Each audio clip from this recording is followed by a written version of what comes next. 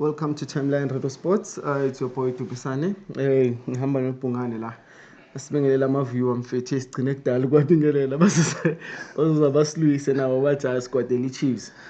Let's greet our viewers Khotman. No, greetings to the viewers. Mabasixolele man, inhliziyo azikho right ndoda. Inhliziyo azikho right. I-Chiefs idlala ngathi ndoda. Yeah, this thing nje seyiphenduka isikhasi manje. Yeah, but sizothini ibhola linjalo.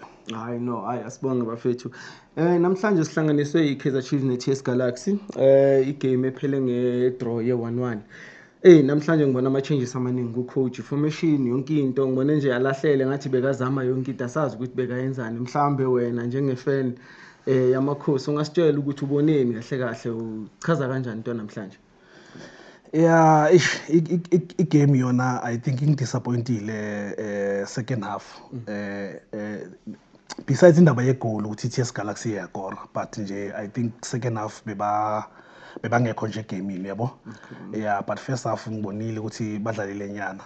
So I think ucoach bekumele ayenza ama-early sub yabo, because bekabona ukuthi akusana movement manje yabo. So ama-sub wakhe wayenze late, seka-concede goal. So I think besakafakela lama-sub wakhe i-pressure ukuthi bangene bayolwa manje.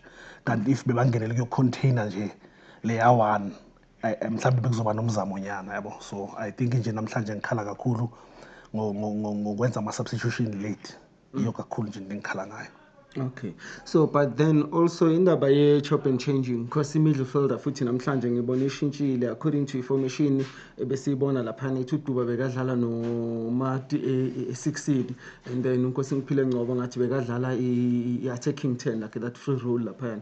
So uyibona kanjani isebenzile?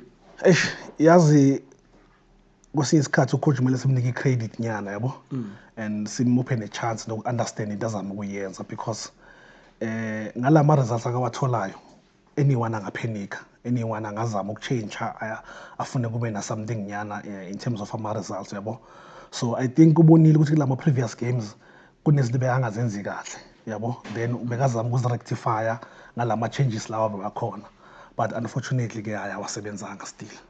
Yeah, but then I tend to differ because kunama game ukuthi wadlalile wafaka ama player like for example khona la dlalisa khona uCele wamdlalisa noNgcobo and then ba perform, but then makabuya wabuya sekabashintshile futhi khona la afaka khona uMahlo wese sub makafika wa perform makabuya ushintshile. So ubuya nje labuya khona ngama player bewabuya kuma injury wonke kumidlili. So that means ngathi ikuye lento yokuchop and change, even if noma ungadlala kangcono kangakanani besihlele benchini lana. So ithu sikhuluma ngendaba yokuthi uzo substitute uNkosi Ngiphile Ngcobo, whether udlala good kangakanani but kumele yabo am substitute. Yeah, no, esingisho ngithi yazi i-pressure izogcina sekuphenikisa, especially ama-results mawangithi yabo. Uzogcina wenza izinto nawe ungazi understand as a coach yabo.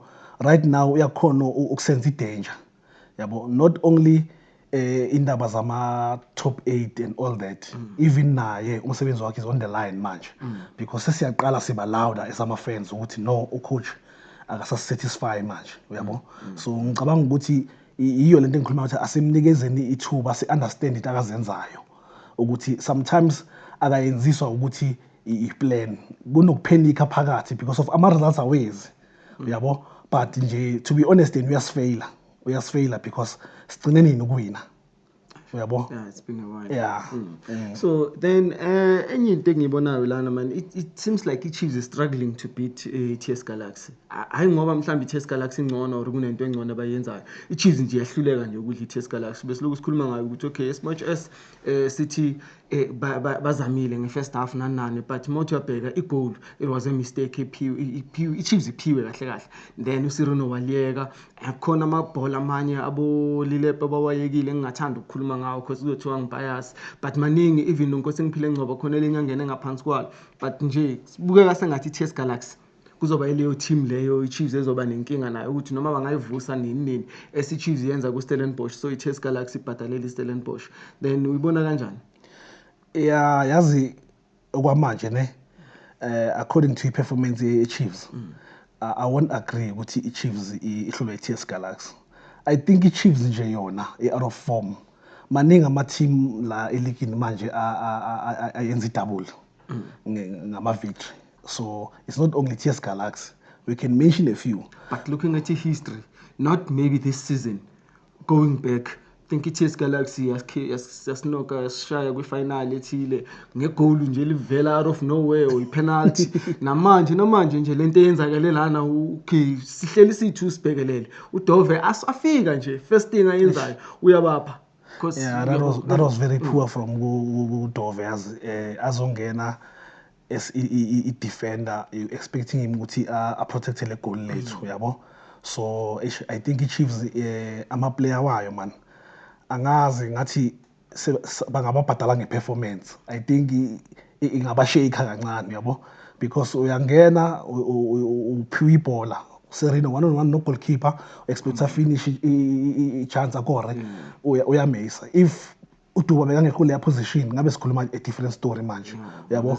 So if i-performance besikwazi uyi-rate per match bese sihlanganisa ne-salary yabo, njengoba badlala kanje bathola ama-500 labantu yabo. Siyeke nje into eyiningi le performance mfethu it's a disgrace mfethu embarrassing mfethu abathola ama-370 hayi mfethu ngamane hayi ngeke no yazini yona i-game it was interesting first half nani but there is nothing much kahle kungakhulunywa ngayo ngale game lena. Into nje ekhona esematheni manje ukuthi with this performance and the previous performances siya kwi-Sundowns. Ndoda ungakhulumi nge-Sundowns isisami siyabila nje kumanje siyabila nje. Ngiyazi ukuthi ese-Kaizer Chiefs fan kumele ngibe ne-hope nani yabo, but I think ngiba honest kimi nenhliziyo yami angifune kuwa mina yabo ngoba le performance ye-Chiefs izongwisa yabo and manje ayikho into ezongivusa. That is why bengisho na earlier ngithi yazi mina for mina kumele sifocus ku next season. Isizini yethu iphelile manje. Noma unga-check ama-team asemva kwethu banama-game in hand and sibashiya ngama-point amancane. I-Chippa siyishiya nga-1, i-Golden Arrows siyishiya nga-2 and banama-game in hand. Whether bayawadrawa lawo ma-game or bayawina bazosidlula sesiphumile ku-top 8 yabo. So angazi mfowethu angazi for ucoach Nabi I think kumele awine i-Nedbank. Angazi kanjani mara kumele awine i-Nedbank so that sizomxolela zonke lezono zakhe zale season aqale phansi futhi next season. Ngisho ukuthi ngcono simanze stadium nathi emadlala ne-Sundowns bashelele mhlambe akukho kunye no. So okay uthini sifaka ke ikhanda on the block Sundowns against Kaizer Chiefs. Yazi ama-cup games ahlala aza ne-different story. So no, I still go for i-Chiefs izowina mfethu. Score not a heavy score 2-1 1-0 and then the best team South Africa ikhona phela iBhakaniya neMarumo Gallants. Angazi ngiphuphe sidlala neMarumo Gallants finally but sizobona if yawina iBhakaniya ku-grand uyawisha. Okay hayi sibonga bafowethu izimvo bathi izimvo mfowethu lana uBhungane uthi siyodlala neMarumo Gallants Kaizer Chiefs then Chiefs iyothatha i-Nedbank akwazi ukuthi axolele ucoach.